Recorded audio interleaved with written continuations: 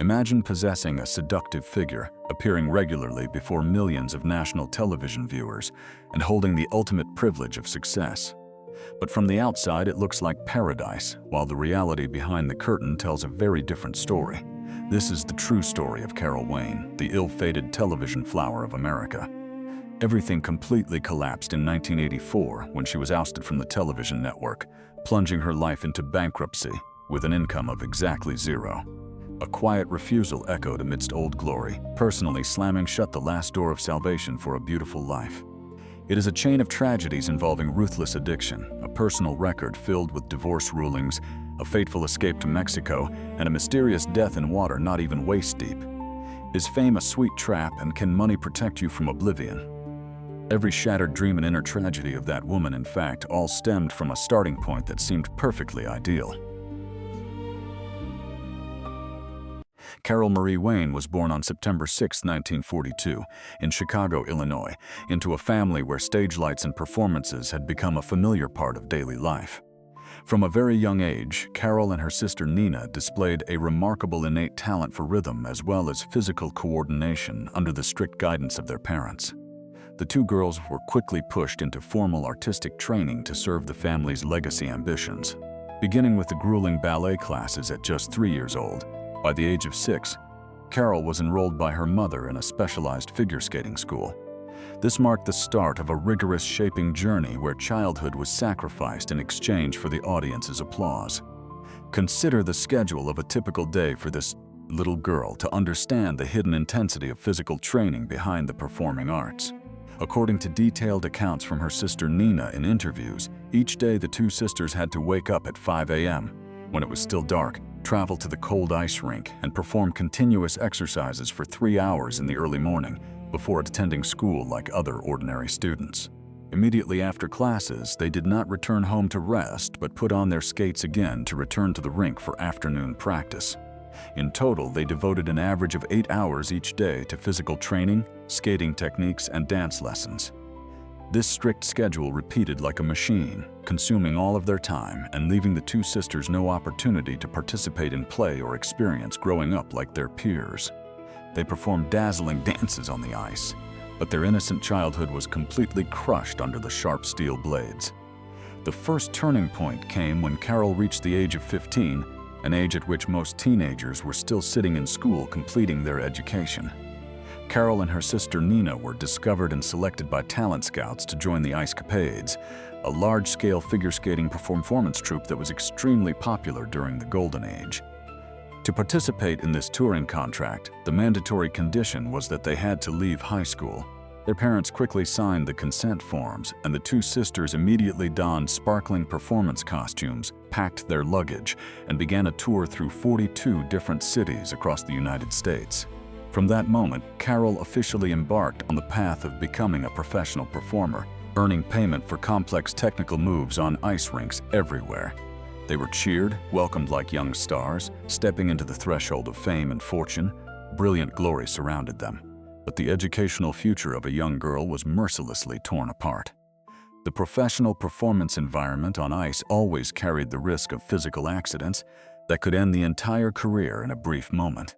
During a regular performance with the Ice Capades, while executing technical moves she had performed hundreds of times before, Carol fell. According to records from those present at the scene, the cause of the accident was a small coin thrown onto the ice by an audience member, which caught her skate blade and completely diverted her direction. The violent fall onto the hard ice surface caused an extremely serious injury, leaving a 5-inch-long scar running along Carol's knee. The swan dream collapsed. A peak career instantly turned into bare ashes. This injury permanently destroyed her ability to land and spin accurately, officially closing the chapter of her competitive and professional figure skating career. Although she still tried to complete the remaining performances in the contract, when the tour ended, Carol faced an empty resume, no high school diploma, no professional skills other than skating, and absolutely no backup plan to earn a living. Faced with the harsh reality of having no foundational education and no professional backup skills, the two young women made the decision to go to a city that specialized in jobs based on stage performance skills, Las Vegas. Carol and Nina packed their belongings, moved to the state of Nevada, and took jobs as showgirls for the famous Foley's Bergère show at the Tropicana Resort and Casino, a place considered a luxurious entertainment destination for the elite of the past. This work required them to wear sparkling, revealing performance costumes to attract the attention of wealthy casino patrons. Their mother gave a very clear instruction when she saw her daughter's performance outfits.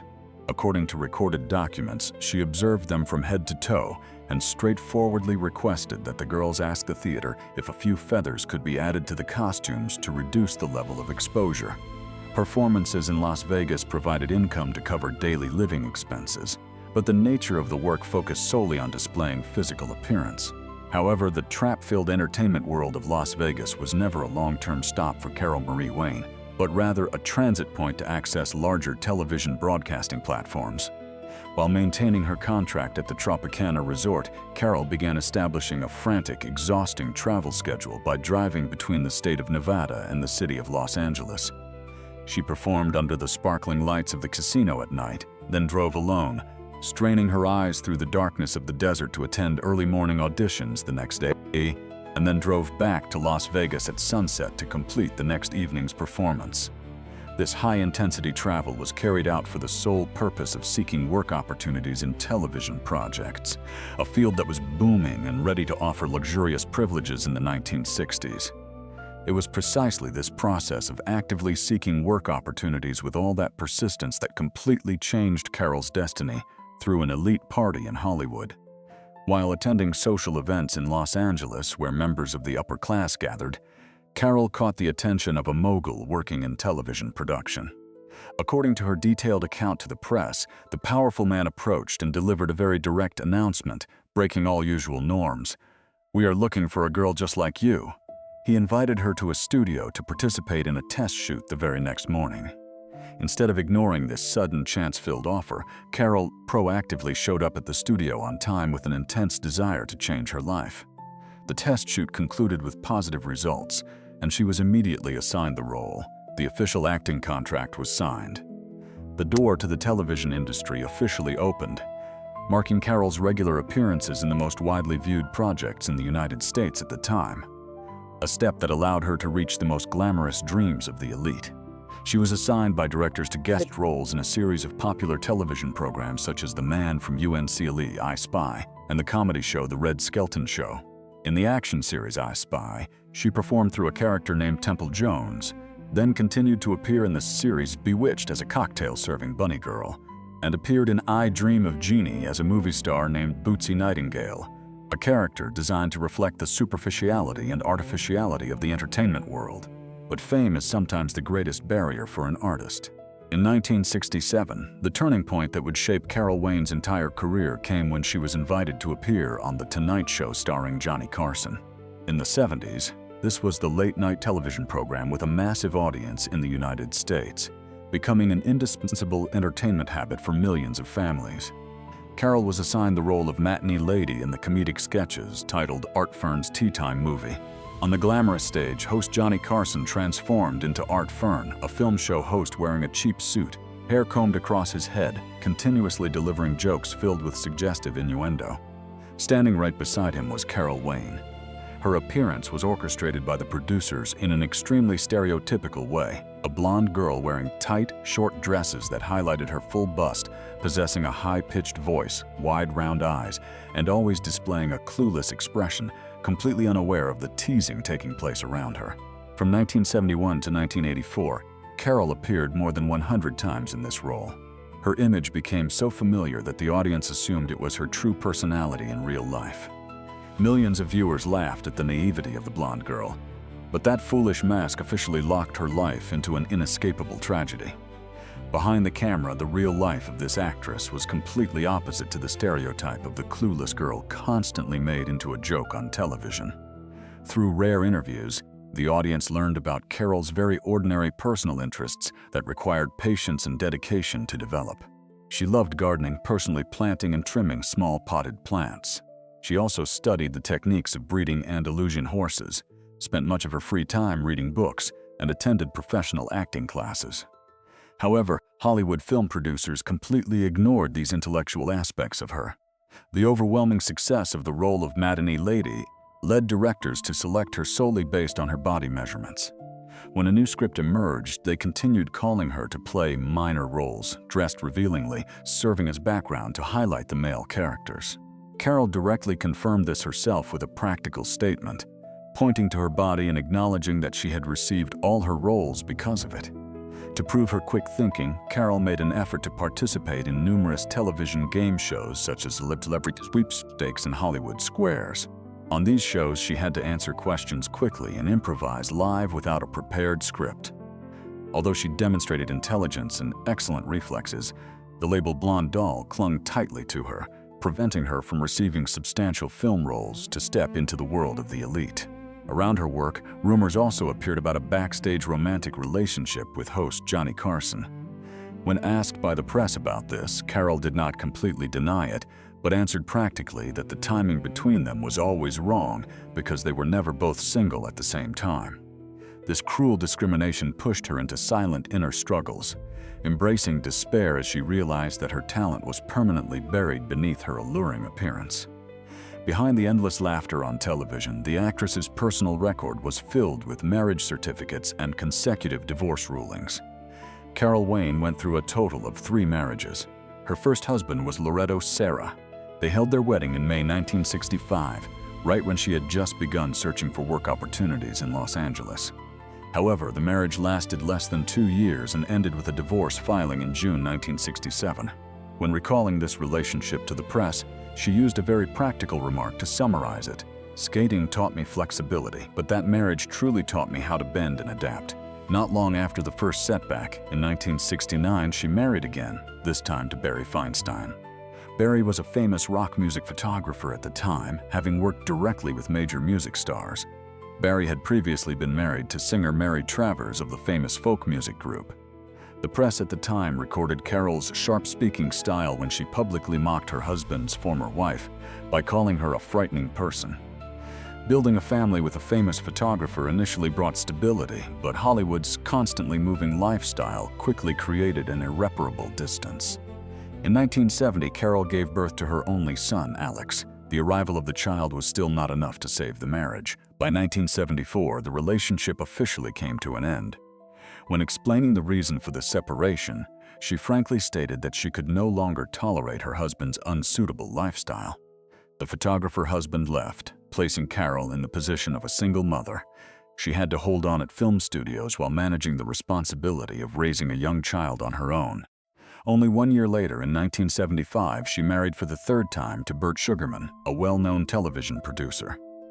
This marriage gave Carol a more solid source of support in her career, because Sugarman was the producer behind the program Celebrity Sweepstakes, where she was a frequent guest.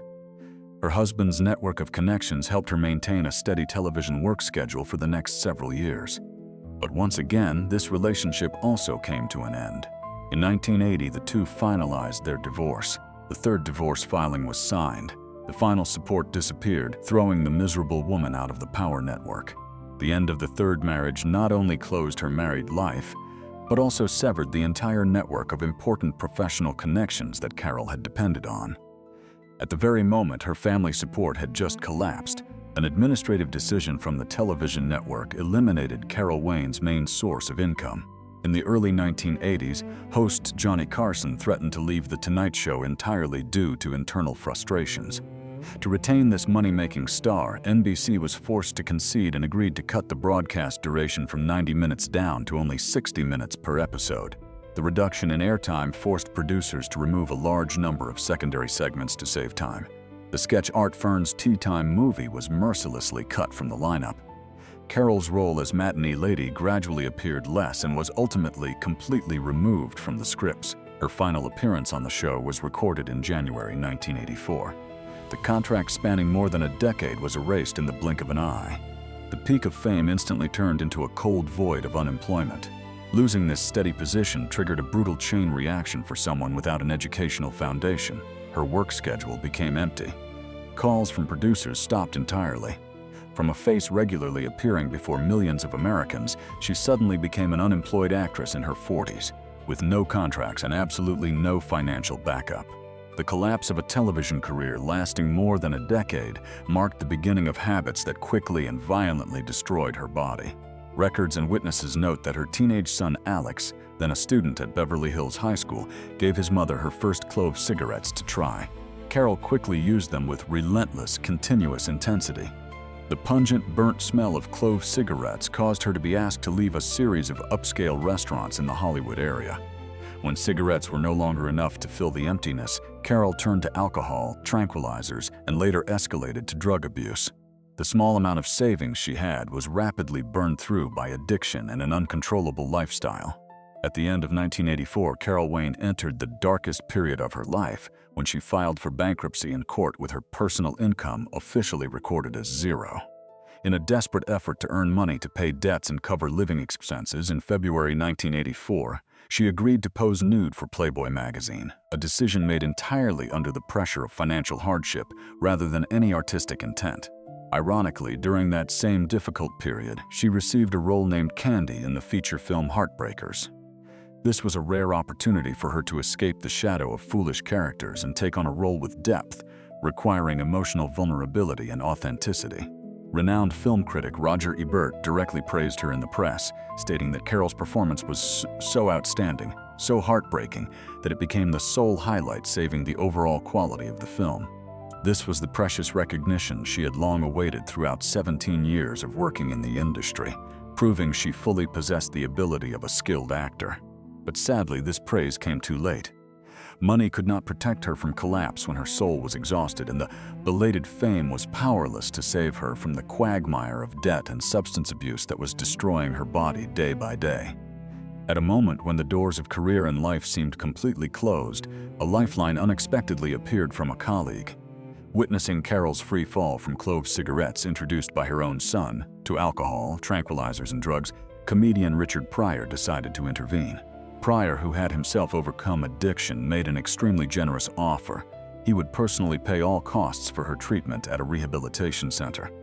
Furthermore, he guaranteed to give her a lead role in his next film project as soon as she recovered to help her rebuild her shattered dreams. In the entertainment industry, a promise of guaranteed work along with direct financial support was extraordinarily rare. Yet instead of seizing the chance to rebuild her life, Carol Wayne coldly refused. Choosing to reject this help directly propelled her onto a flight leaving the United States, beginning a fateful journey with no return. In January 1985, to escape the mounting pressure in Los Angeles, Carol took her luggage to the luxury resort Las Hadas in Manzanillo, located on the glamorous coast of Mexico.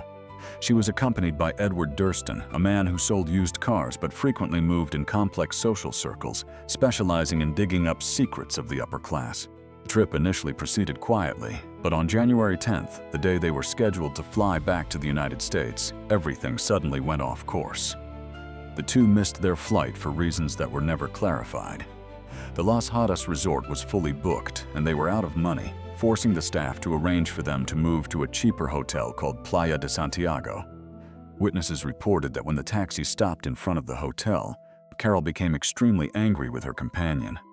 She refused to step inside, standing with her arms crossed in frustration in the dark courtyard, while Durston and a staff member carried her luggage up to the room themselves. The most terrifying part of that night was not Carol's anger, but the chillingly cold reaction of the man who remained.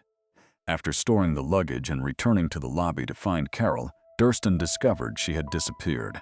Faced with a woman leaving in the middle of the night in a strange place, Durston did not call the police, did not search along the beach, and did not show any concern. Instead of looking for her, he simply went to the hotel bar and waited. When he saw that Carol did not return, he immediately checked out and moved to another hotel, erasing all traces so Carol could not find him if she came back. The next morning, Durston went to the airport alone, carrying all of Carol's luggage. He calmly told the airline staff that Carol would pick up her belongings later, then boarded a plane straight to the United States by himself without filing any missing person report. He turned his back and left with the locked suitcases. The miserable woman was permanently left behind in a foreign wilderness. 3 days passed in the absolute silence of the ocean until a local fisherman accidentally pulled his net up from the water. On January 13, 1985, the body of Carol Wayne was discovered drifting in a shallow bay near the resort. The water at the location where the body was found was only about 4 feet deep, just waist-high for an adult. When pulled ashore, Carol was still wearing all her clothes, her eyes half closed and motionless. An eerily coincidental detail occurred. The day she was found dead marked exactly 1 year from the day she last appeared on The Tonight Show, on January 13, 1984. The passing of a star of American television ended in cold, shallow water. No cameras, no glamour, only bare death.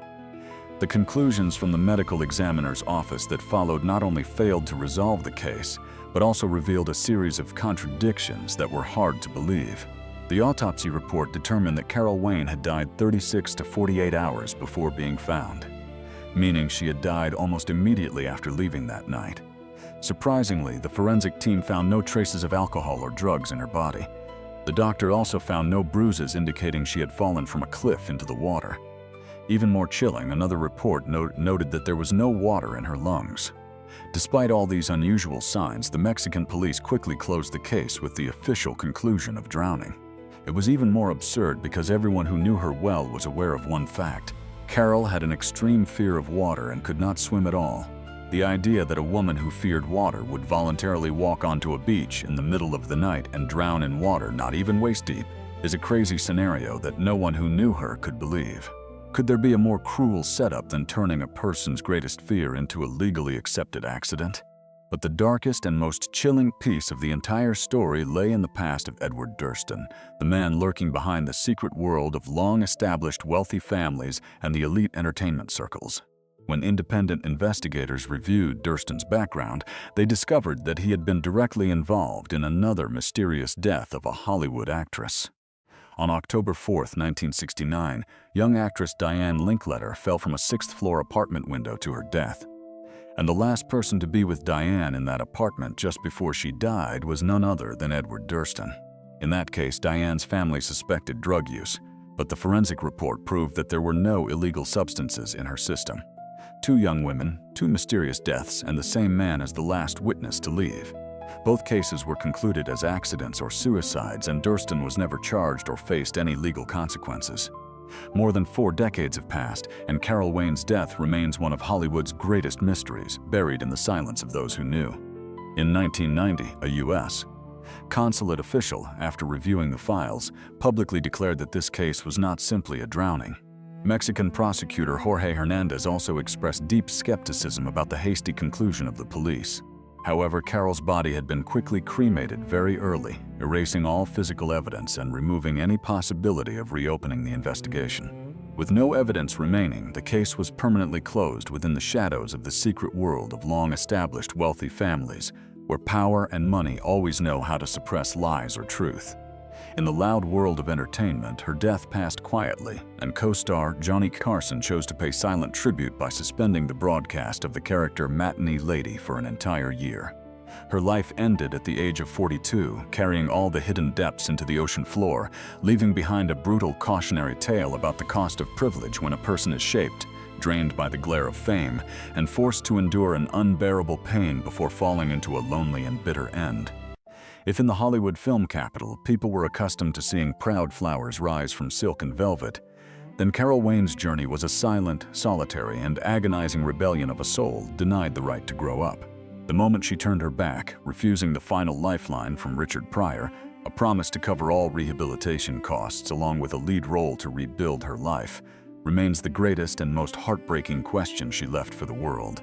A promise of guaranteed work and direct financial support in the ruthless spinning world of Hollywood is the ultimate privilege that any fallen person would eagerly beg for. Yet a quiet refusal echoed amidst old glory. The last door of salvation slammed shut mercilessly. I believe that refusal was not an arrogant mistake, but a resigned sigh of a completely shattered soul. A desperate act of rebellion by a woman exhausted from having to wear a seductive mask for the amusement of the public on national television for over a decade.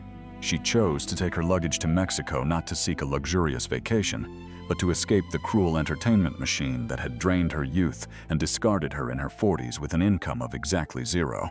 She refused to rebuild her life because she realized that even if she succeeded in rehabilitation, the pragmatic world would still see her only as a dumb blonde doll, a superficial entertainment tool imprisoned within public prejudice. Her mysterious death in shallow water, not even waist-deep, on the exact one-year anniversary of being ousted from the television network, was a cruel and bitter joke of fate. The Mexican police's hasty closure of the case and the rapid cremation of her body revealed a stark truth. In the shadows of the secret world of long-established wealthy families and powerful elites, money always knows how to suppress lies or truth. The last man by her side calmly took her luggage back to the United States, leaving a star of American television drifting alone in the sea. Carol Wayne lost the battle to reclaim her position as a talented actress, but her silent death will forever stand as a stark indictment of the cost of privilege under the glare of fame. All the hidden depths sank to the ocean floor, closing the shattered dreams of a beautiful life at the age of 42. What do you think of Carol Wayne's final choice? Was her refusal an act of pride to preserve the last shred of dignity, or a pitiful surrender of a woman abandoned by fame? Leave your thoughts in the comments below. We would love to hear your personal perspective. If you enjoy biography stories with deep psychological insight and contemplative reflection, please like the video, share, and subscribe to the channel today so you won't miss the next biographical films exploring the secret world of long-established wealthy elites. Thank you for listening.